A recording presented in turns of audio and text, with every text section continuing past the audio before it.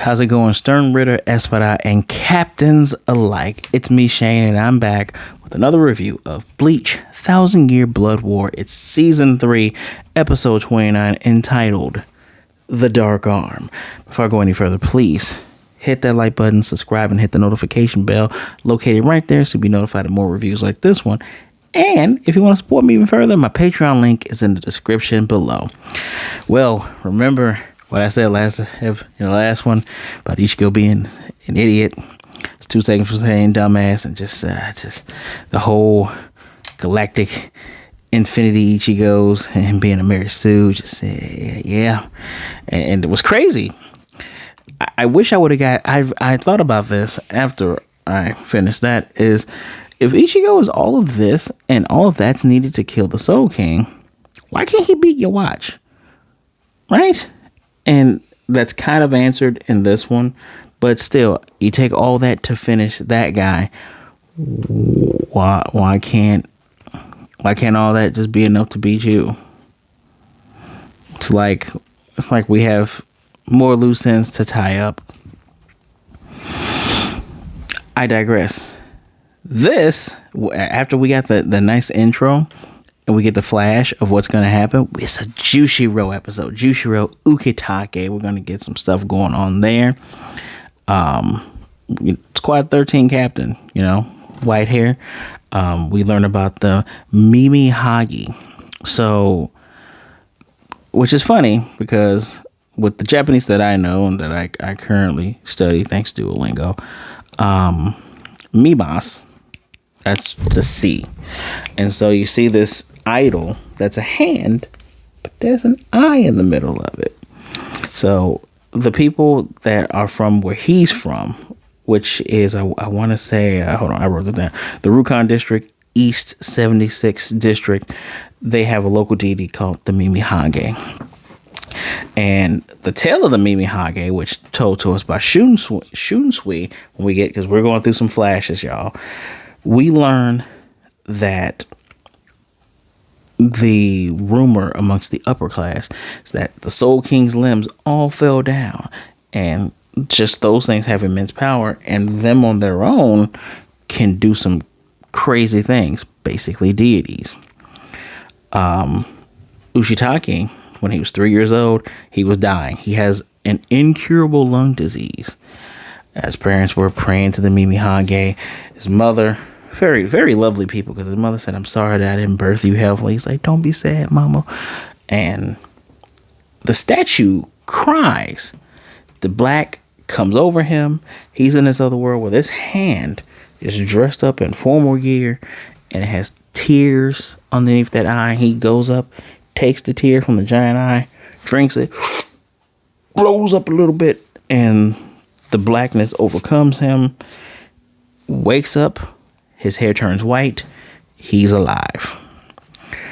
And that was just all at 3. We also find out in a quick little flashback, he was strong as hell, but also was an old lady named Oyone. Some guy bumped into her, and she's like, "I barely touched you." He's like, Ushitake was trying to warn this guy. Grandma gave him the 2-piece with the biscuit. It was funny. And I do like that the title comes, because last episode I was getting annoyed. I'm like, can we stop getting the titles at the end? Like, I get it, kill the king. Ichigo killed the king at the end, or what was the Almighty? Like, I would have rather you thrown that title in the middle when we reveal that he is the Almighty of the Sternritters. This was nice with the dark hand. Very, very nice. The thing they pray is, "Forsake my organs and become them." It is an interesting and deep prayer that they say. What are they saying? They say, "Kill the illness, eat away our child, and devour his organs." And this comes about because he steps forward. They all know the Soul King's dead, so he steps forward and says, "I'm going to become a replacement for the Soul King." Urahara's like, "How is that even possible?" "I'll explain later." "You probably won't. You're going to be dead." And when he takes off everything, that rippling darkness coming off of him, his underlings, because remember, they were calling out to him in that hut. They were like, "Oh, that's what we saw before." And he starts praying to the Mimihage. And that's when the darkness comes up and we see all of this, right? Soul Reaper. So, during this part here, Rukia is pretty upset because they're like, you're gonna die, right? Because he has all this blackness coming out of him. And when it fully comes out from his heart and bursts from his mouth, it reaches all the way up there. But he apologized to her and said, I'm sorry for giving you so much trouble. And she's like, well, what are we going to do? He says, remember, there are always two battles. And Shunswing fills it in for us. There's two type of battles. There's the battles to protect and the battle to defend one's honor. What kind of battle do you think this one is? Excuse me. We also learned two things. A phrase called the kamikake, which is a ritual where you expand your organs and everything for the deity and the kami to take over. And essentially, Ukitake is now the right hand of the Soul King, which, yeah, it was a giant right hand. He's now the right hand of the Soul King, and it stabilized. It grabbed both parts of the crystals and held them together, and your watch couldn't even see it coming because one of his pupils kind of looks at it, and we see the cracking of a lens, like a lens. We see a crack. He's like, I didn't foresee this. What is this? And I think I have a theory. I think anything that's connected with the Soul King, it can't necessarily see it.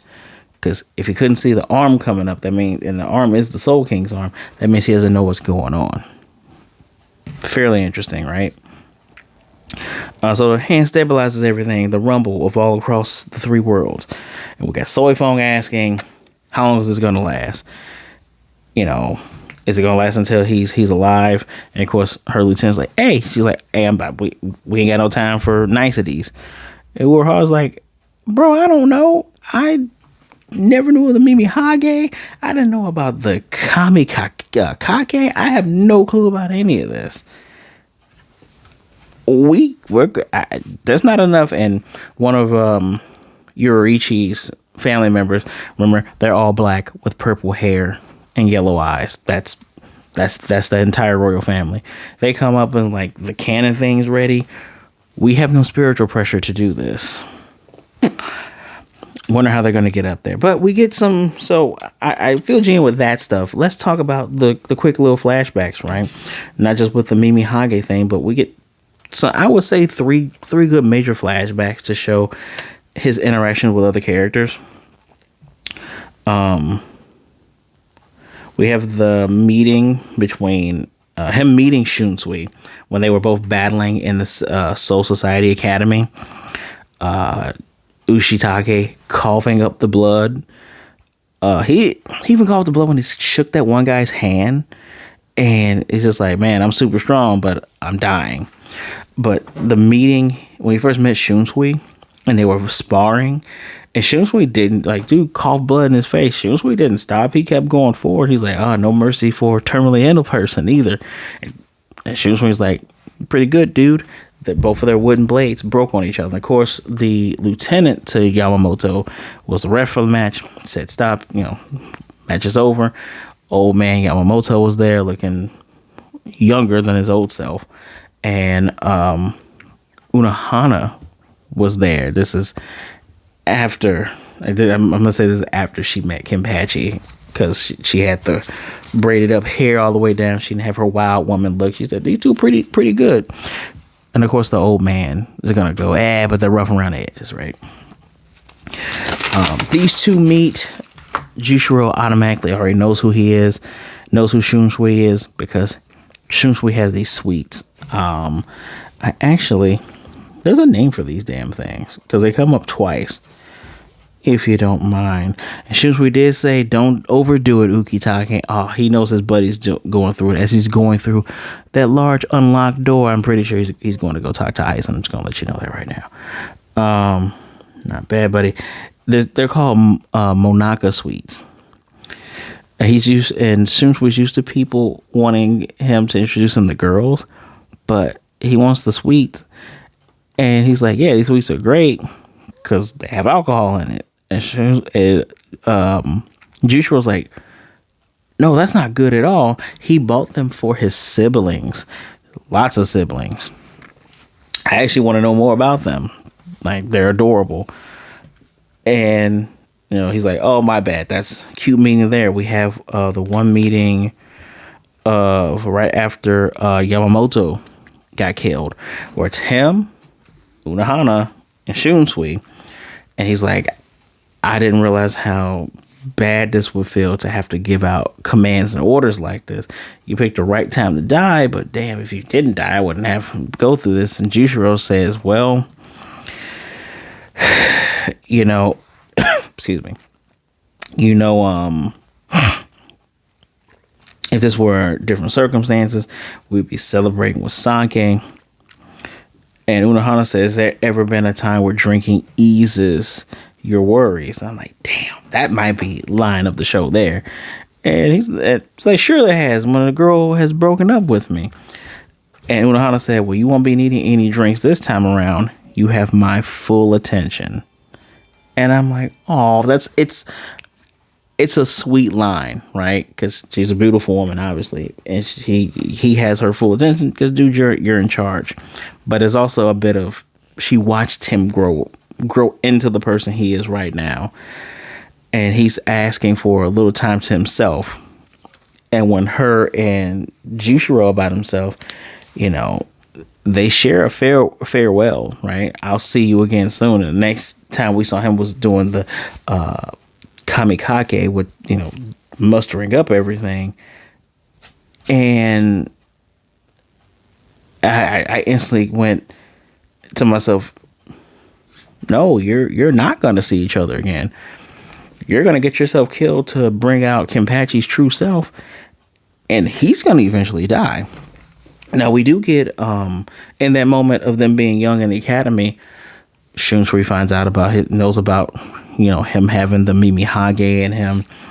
It's a very nice moment where Jushiro says, so are you going to convince me to not be in the 13 court guards, the Gote 13? And he goes, nah, you're not going. I'm not going to let you die that easily, because they're friends now. They've gone through seasons together, and that was such a sweet moment.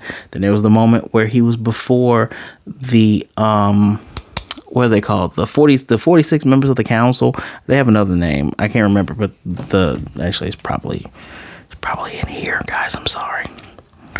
No sense way. They're adorable. Blah blah blah blah. I'm just gonna call them Council 46, right? The 46 jackasses. And there was a point in that flashback. This was after Cayenne, the guy that looks like Ichigo, after he died, and they want him to have a lieutenant. And he's like, I'm not picking one. And they're going, well, dude, like, you have an incurable illness, you're going to die. He's like, yeah, but you guys wrote it that captains can have the right to appoint whoever they want to as their lieutenants. I'm not picking one. So when I die, you can put whoever you want in the position, but I ain't going to die that easily. And we get another sweet moment where Shunsui like, look, man, there'll be a time where you sacrifice your life, but this just wasn't the time, right? And this was when he had failed, because they said, well, we heard you, because of your illness, you kind of wavered a bit against the Hollow. That was the Cayenne battle. And he gives him one of the alcoholic drinks. He said, Nanao took my sake, but we got this. Sweet moments. This was designed to make you go, damn. And I remember the beginnings of Bleach 20 years ago. I remember at least 20 to 18 years ago.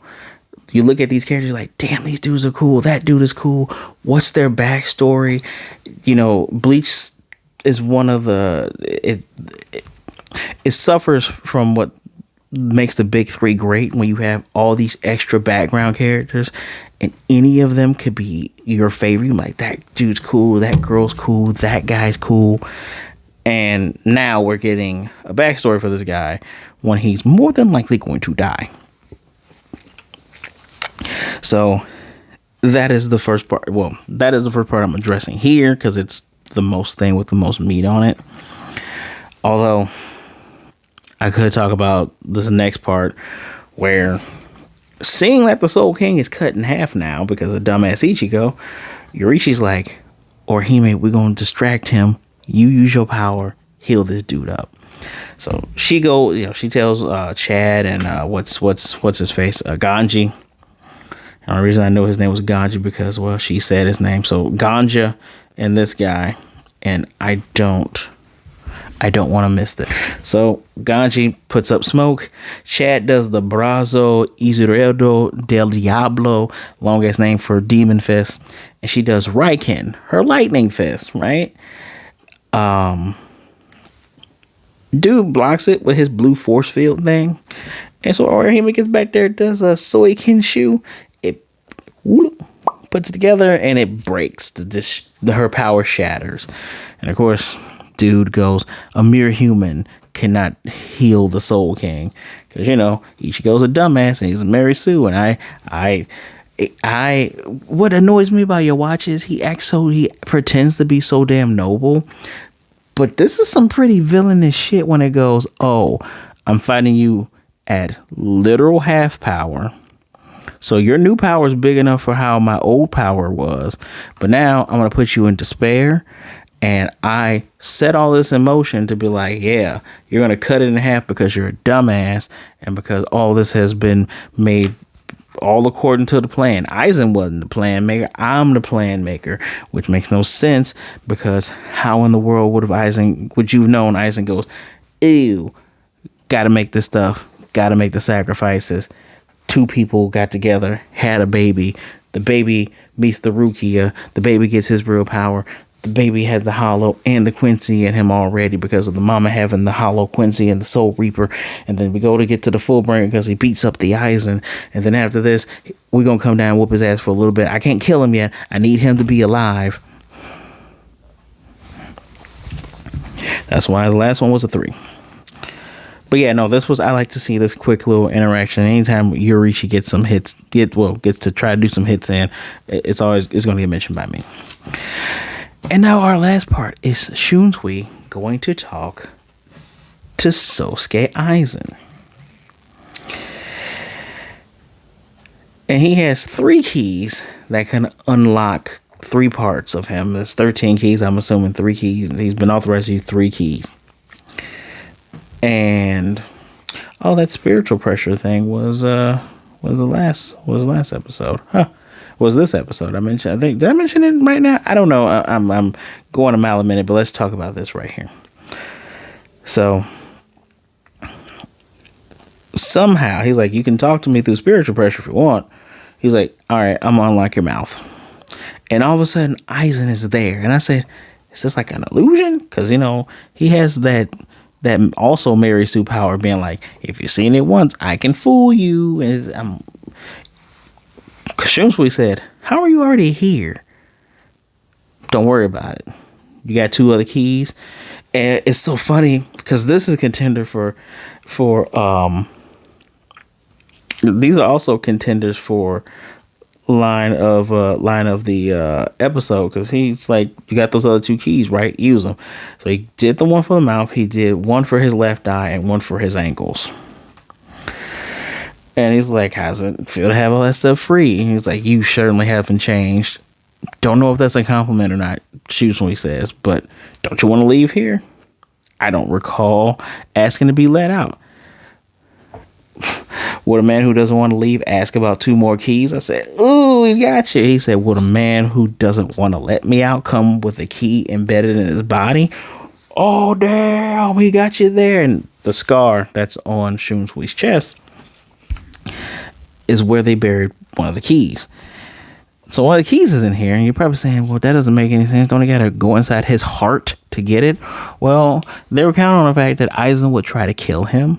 So if Aizen tries to kill him, and then that key is gone, the gates of, and this, the name of the prison is called the Mukin. The gates of the Mukin will be eternally locked. He cannot get out ever, and he will be stuck in that form. And so he's saying, I need you to get in this chair. Don't you want to breathe the air of the Soul Society again? And of course, he's just, Aizen just, this weird banter because it's like, Aizen, you know what's going on, right? Like, the real your watch came down there to say, hey man, I know you hate the Soul King too. You want that dude gone, right? Come with me, let's do it. And Aizen, I forget how Aizen was talking to you. I don't know if it was through soul pressure, because I remember all his stuff being wrapped up, but I remember Aizen basically telling you to screw off because what you want to do is different from what I want to do. I assume that Aizen didn't want all of reality to cease to be and to turn into nothing. He just wanted to rule it all himself. I know he believes the Soul King is an abomination. And the way he got there, I know how he got that way. You all will find out that probably this season, but I'm still trying to figure out he wanted to get to the Soul King and beat him, right?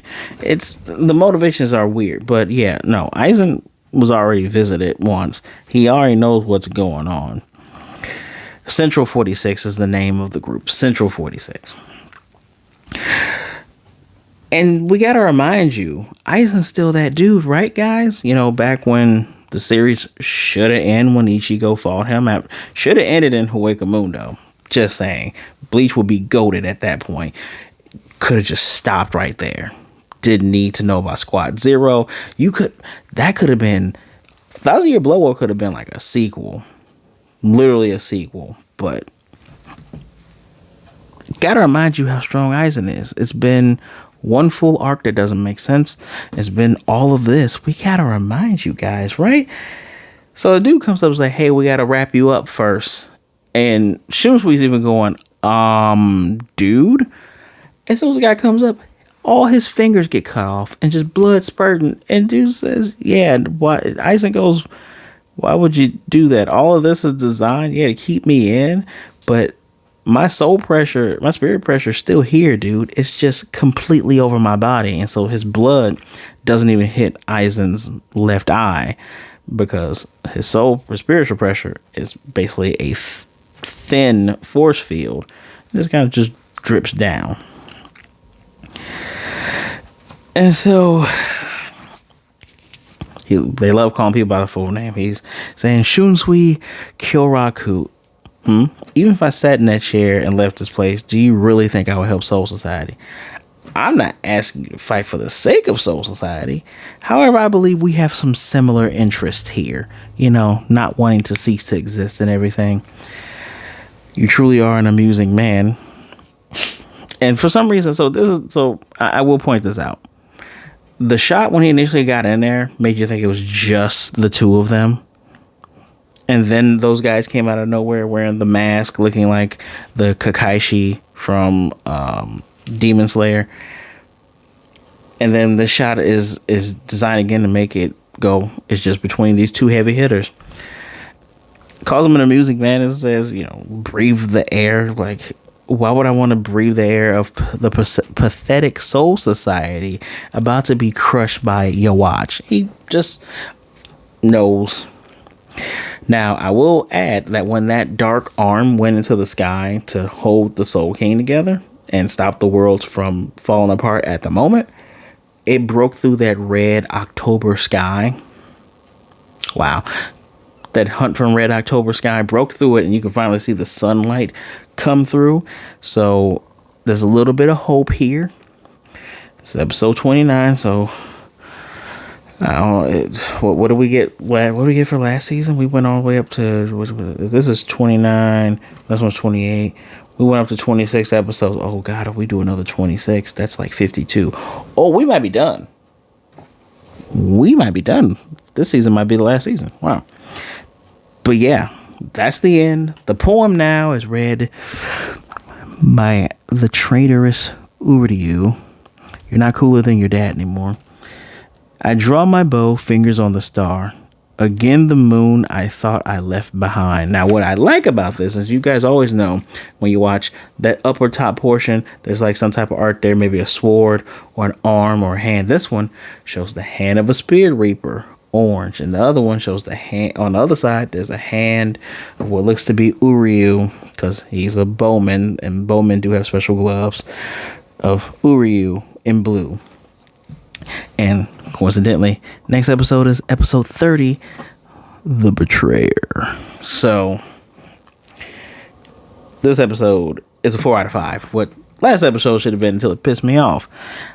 It was solid. You gave us good background to Jushiro Ukitake, Captain Ukitake.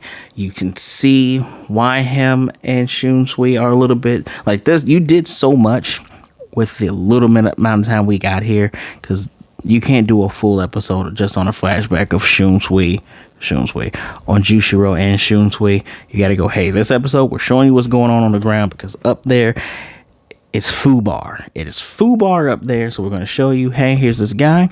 You know that him and Shunsui are like captain commanders. That's his left arm and right arm. Funny enough, those his boys. We show you why they're close. This is why they're close. Spent seasons together. They care about each other.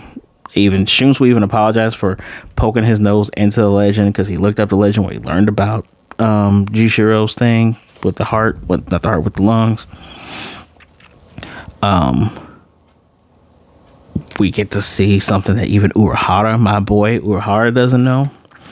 And we get a cool interaction between the new Captain Commander and the old enemy. Obviously, Aizen's gonna help, but that now I understand what the chair means, because of the ending. The ending shows Aizen in the chair, and he's just all, I'm Aizen, I'm smug. So when we gonna get when we gonna get the Ankarar going up there to beat the asses of those Stern Ritters, Mr. FPS shooter, weird Thor, Valkyrie man. When we gonna get some fights up there of those guys, right? I'm just saying. I'm looking forward to that. But yeah, 4 out of 5. This was good. This was good. Didn't take too long with what it needed to do. As always, the art for Studio Pierre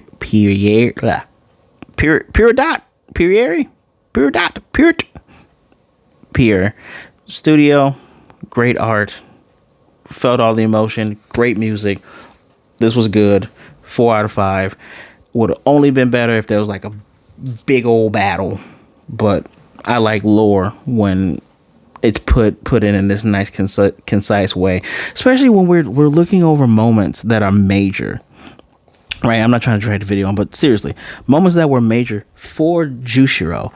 Kaien dying and not being able to do anything about it, because we saw the flashback with Aizen and the people turning into hollows, Kaien dying and then somehow being resurrected as a hollow, Captain Commander Yamamoto dying when he was a child, when he was a younger man, meeting his best friend and his second father figure.